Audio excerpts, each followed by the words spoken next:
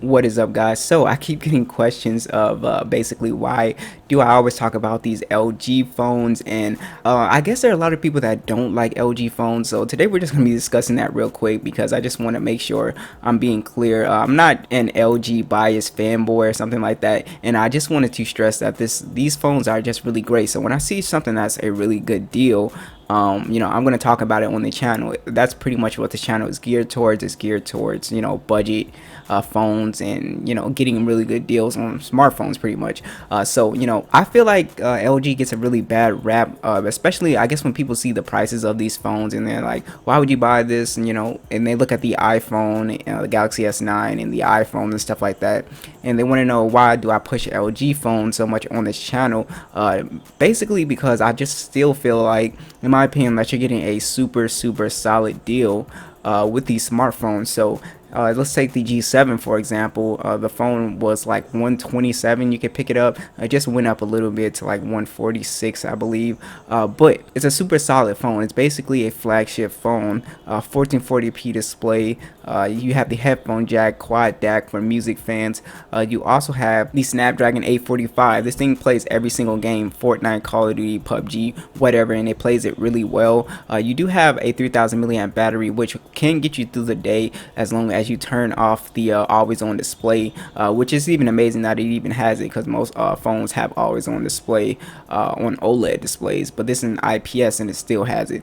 So even let's take example for the V40. So I really like that phone because it's basically a souped up G7. It's got a bigger OLED display. It has an OLED display. G7 does not, but this one has an OLED display. It's bigger and it just looks really good, and LG does a really good job of taking advantage of the OLED display with all their customizations and stuff like that. But that's not even the main selling point. I'm a really big fan of the V40's cameras, actually. So you have a dual selfie camera, so if you take a lot of selfies with groups of people and stuff like that, I really like that. And you also have the wide angle lens, the telephoto lens on there as well, and it just takes overall really good photos. I was really impressed for the price that you can get at 200 bucks.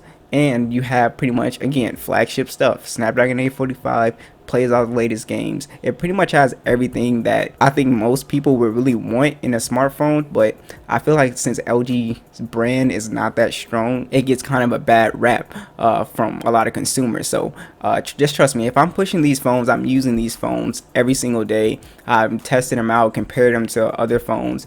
So I definitely am not, just a biased fanboy or something like that. I actually really like these phones, and I could easily use one of these phones as my daily driver every single day. So I never really try to recommend phones that I can't use myself. So just want to discuss that real quick.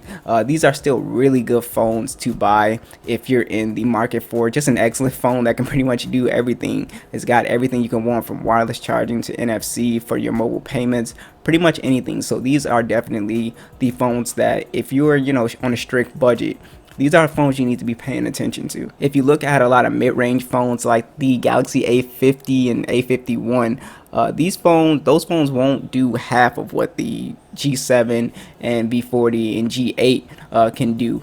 So you won't have that premium glass and metal design. Some of those phones, I know the A51 does not have wireless charging, and also you just get super solid cameras. If you guys saw my Galaxy Note 8 versus the A51, you saw that the Note 8 actually took better photos than the A51. So these old flagship phones still have very capable cameras. So just wanted to get that off my chest, a little discussion video. So what do you guys think? Be sure to let me know. Hopefully I can get my hands on, I think, the V50 next. I think that's a really interesting phone to look at, in the G8X, I heard you guys were saying. So hopefully we can get our hands on that. But let me know what you guys think, and I'll catch you guys in the next one.